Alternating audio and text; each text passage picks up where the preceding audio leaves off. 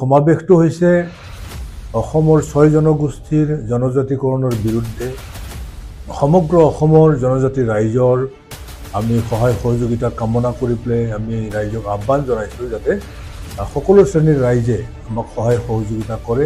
বৰ্তমানে স্বীকৃত জনজাতিসকলে যি মিনিমাম কনষ্টিটিউচনেল ৰাইটছ আমি উপভোগ কৰি আছোঁ এইখিনি সম্পূৰ্ণৰূপে আমি বঞ্চিত হ'ম। যদিহে অসমৰ 6 জনগোষ্ঠীক জনজাতিকৰণ কৰা হয় তেতিয়াহ'লে বৰ্তমানৰ স্বীকৃত জনজাতিসকল সম্পূৰ্ণৰূপে নিচ্ছিন্ন হৈ যাব, ধ্বংসপ্ৰাপ্ত হ'ব। বৰ্তমানে স্বীকৃত জনজাতিসকলতকৈ বহুগুণে আগবঢ়া আৰু জনবহুল জনগোষ্ঠীবিলাক শ্বেডুল ট্ৰাইব ষ্টেটাছ পালে বৰ্তমানৰ স্বীকৃত জনজাতিসকল সকলো ক্ষেত্ৰতে ধ্বংসপ্ৰাপ্ত হ'ব। হয়, আমি জনজাতি সংগঠনসমূহৰ সমন্বয়ৰক্ষী সমিতি অসম অৰ্থাৎ CC2R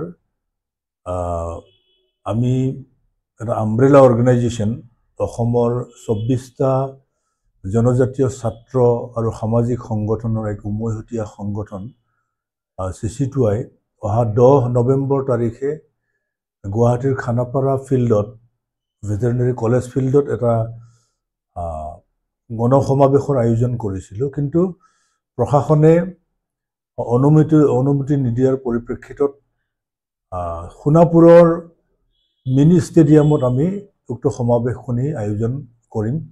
ইতিমধ্যে সিদ্ধান্ত হৈ গৈছে আৰু এই সমাৱেশটো হৈছে অসমৰ 6 জনগোষ্ঠীৰ জনজাতিকৰণৰ বিৰুদ্ধে আৰু বৰ্তমানে স্বীকৃত প্ৰকৃত জনজাতিসকলৰ সাংবিধানিক স্বাৰ্থ সুৰক্ষাৰ বাবে এই গণসমাৱেশটো আমি আয়োজন কৰিছোঁ।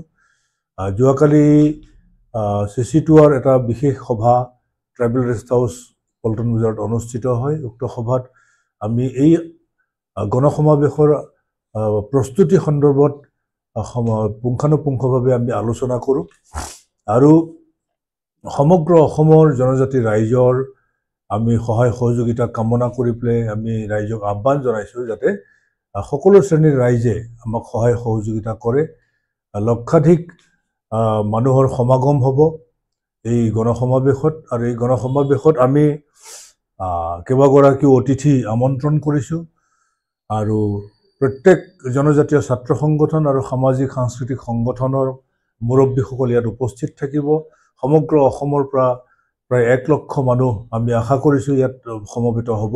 গতিকে এই সমাৱেশখন অসমৰ জনজাতিসকলৰ অস্তিত্ব ৰক্ষাৰ শেষ সংগ্ৰামক সফল কৰিবৰ কাৰণে আমি অসমবাসীক আহ্বান জনাইছোঁ। আপোনালোকে 6 জনগোষ্ঠীৰ জনজাতিকৰণৰ বিৰুদ্ধে কৈছে, কিন্তু কি কাৰণত এই বিৰুদ্ধে? কাৰণ টাই আহোম হওক বা চুতীয়া জনজাতি হওক বা চাহ জনজাতি হওক আপোনাৰ চিচিৰ এগেইনষ্টত বা ট্ৰাইবেল সংঘৰ এগেইনষ্টত জাঙুৰ খাই আছে, সিহঁতক কিয় দিব নালাগে? আপুনি কি আপোনাৰ সমৰ্থন কৰি কি কৰিব? নহয়, বৰ্তমানে স্বীকৃত জনজাতিসকলে যি মিনিমাম কনষ্টিটিউচনেল ৰাইটছ আমি উপভোগ কৰি আছোঁ এইখিনি সম্পূৰ্ণৰূপে আমি বঞ্চিত হ'ম। যদিহে অসমৰ 6 জনগোষ্ঠীক জনজাতিকৰণ কৰা হয় তেতিয়াহ'লে বৰ্তমানৰ স্বীকৃত জনজাতিসকল সম্পূৰ্ণৰূপে নিচ্ছিন্ন হৈ যাব, ধ্বংসপ্ৰাপ্ত হ'ব। আৰু ইয়াৰ এক উদাহৰণ হিচাপে আমি ক'ব খোজোঁ যে 96ত কেৱল মাত্ৰ কোচ ৰাজবংশীসকলক শ্বেডুল ট্ৰাইব ষ্টেটাছ দিওঁতে medical college, engineering college, Ayurvedic কলেজৰ পৰা আদি কৰি উচ্চ শিক্ষা প্ৰতিষ্ঠানৰ সকলো শ্বেডুল ট্ৰাইব প্লেইনছৰ কাৰণে ৰিজাৰ্ভ ছিটবিলাক তেওঁলোকে হস্তগত কৰিছিলে এই সংশ্লিষ্ট জনগোষ্ঠীৰ ছাত্ৰ ছাত্ৰীসকলে। আৰু কৰুণা দত্তৰ নামৰ এজন মাজুলী বিধানসভা যিটো STৰ কাৰণে ৰিজাৰ্ভ, সেই ছিটৰ পৰা জয়ী হৈ আহিবলৈ সক্ষম হৈছিল। গতিকে ইয়াৰ এটা ভয়ানক এটা ইমপ্লিকেশ্যন আছে, কাৰণ বৰ্তমানে স্বীকৃত জনজাতিসকলতকৈ বহুগুণে আগবঢ়া আৰু জনবহুল জনগোষ্ঠীবিলাক শ্বেডুল ট্ৰাইব ষ্টেটাছ পালে বৰ্তমানৰ স্বীকৃত জনজাতিসকল সকলো ক্ষেত্ৰতে ধ্বংসপ্ৰাপ্ত হ'ব। ৰাজনৈতিক প্ৰতিনিধিত্ব একেবাৰে নাইকিয়া হৈ যাব, ইভেন পঞ্চায়তৰ ৱাৰ্ড মেম্বাৰ পৰ্যন্ত জিকিবলৈ কঠিন হ'ব। গতিকে আমি ইয়াক বিৰোধিতা কৰিছোঁ আৰু চৰকাৰক আমি দাবী জনাইছোঁ এই গোটেই ফৰ্মুলাটো যাতে তেওঁলোকে বাদ দিয়ে।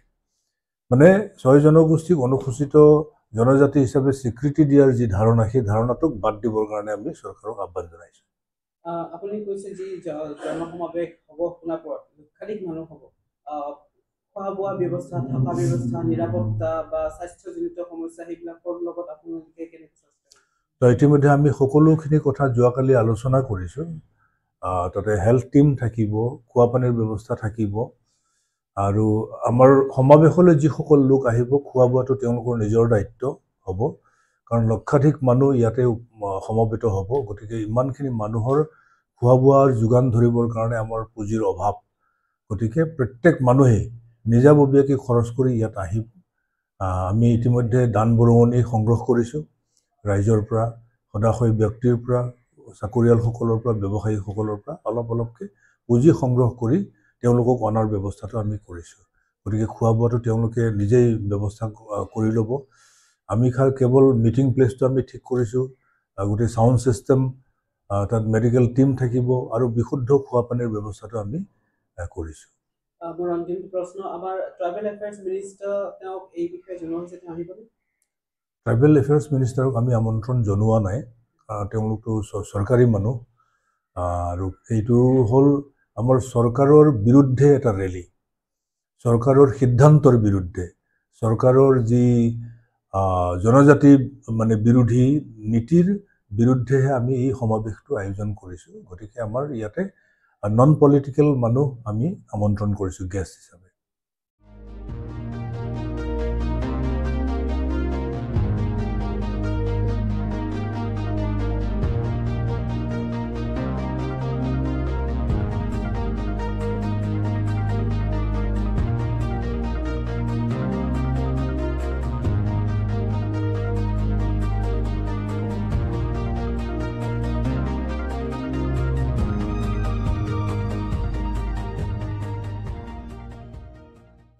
Stay informed, stay ahead. News NE 365.